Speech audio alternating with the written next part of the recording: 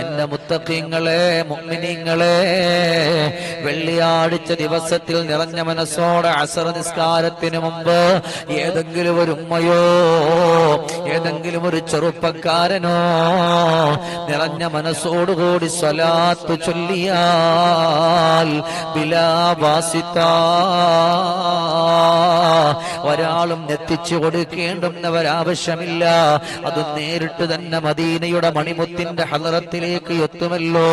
പക്ഷേ നമുക്ക് ചൊല്ലാനല്ലേ മനസ്സില്ലാത്തത്, നമുക്ക് സമയം കൊടുക്കാനല്ലേ കഴിയാത്തത്.